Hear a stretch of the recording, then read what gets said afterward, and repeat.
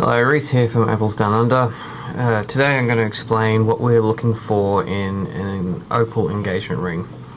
Now, with opal being a softer stone, ranking around about 6.5 out of 10 on the Mohs gemstone hardness scale, it only makes it slightly harder than glass.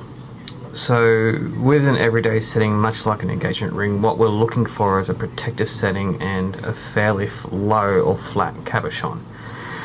In the case of this ring here, this is one of our signature rings that we've had over the past few years. Now, as you can see, it's got a fairly low cabochon. This is a black opal. You can tell because on the back there's your black potch. This has a bezel setting. This is what we generally recommend for an everyday ring. It protects the stone, keeps it securely in place, acts kind of like a protective insurance policy, I guess. The benefit with this one as well is that it has a flat edge on this side here on the shank, so therefore you can lock a wedding band, a plain straight wedding band, up against it, so that way you're not having to interfere and create a custom made wedding band.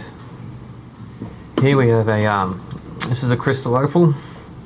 It's another good example. However, this one here's got a medium cabochon, so it's a little bit higher, so it's a little bit more at risk than your lower cabochon. Diamonds in the shank here, but as you can see, with opal rings we prefer to have them sitting as close to the finger as possible, instead of sitting up, much like a solitaire style. So how this works with the band, you can see that even though it's a straight band here, it will come out. So a custom horseshoe wedding band will be needed to be created, so we can lock that in. Here's another case of a bezel set ring that we have in stock. We have a few of these sort of styles in stock currently. Again, it's bezel set. This one here's got a very low cabochon, great example of it. A fairly thin band, so for those that don't want the heavier bands, this is a good alternative. Well, another thing you need to look for in an engagement ring is the bottom band of the shank here. You need to have that fairly thick, or at least even with this, for longevity. So an engagement ring is an everyday ring. So we don't want this to be too narrow. If it's too narrow down here or too thin down here, that is going to be more regarded as a dress ring, and those after time that can wear thin, whereas this is actually quite fine. Again, a custom wedding band would have to be created to lock in. Here's an example of a more of a free-form design, where again you'd have to have a custom band made, but this is a great design, nice thick band. So perfect for everyday wear, longevity.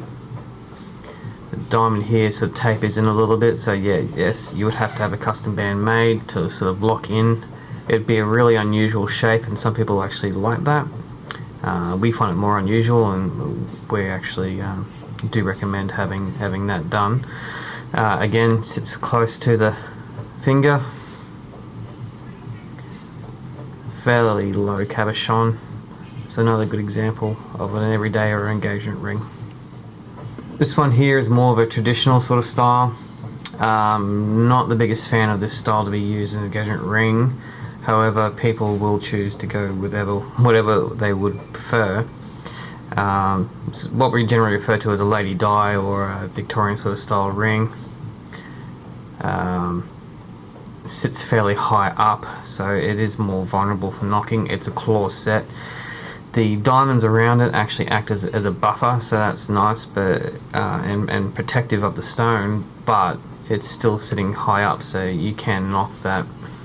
So more of a dress ring than an everyday ring. The band itself is still fairly thick down the bottom here, so that's fine. But again, you'd have to have a horseshoe locking wedding band created to suit this. Finally, this one here is something that we wouldn't really regard as an engagement ring, even though it has a very classic style. The opal sort of sits over the edges here, so I wouldn't recommend that because of the fact that you could knock that quite easily. Claw setting, even though the claws are not holding it nice and tight, it's fairly secure. Again, just leaving it quite vulnerable. You'd have to have a custom-made setting, engage a wedding band lock in against it. The benefit of this one again is another thick sort of band here. And finally, this is a sort of style we really sort of wouldn't recommend for an engagement ring. Fairly narrow band, fairly thin down the bottom here. There's nothing to protect the stone. Great as a dress ring. It's a very cute sort of setting. Sits fairly low, but the opal's still going to be quite vulnerable for knocking. So if it came between this one here and a bezel set like this, we would highly recommend going for this sort of style here. It just protects it a little bit more. And that's what you're after in an engagement ring. You're after something that's going to last a lifetime. So there you have it, what we're looking for in an opal engagement ring. If you need any further inquiries, just feel free to email us at opals@opalsdownunder.com.au. Always happy to help out.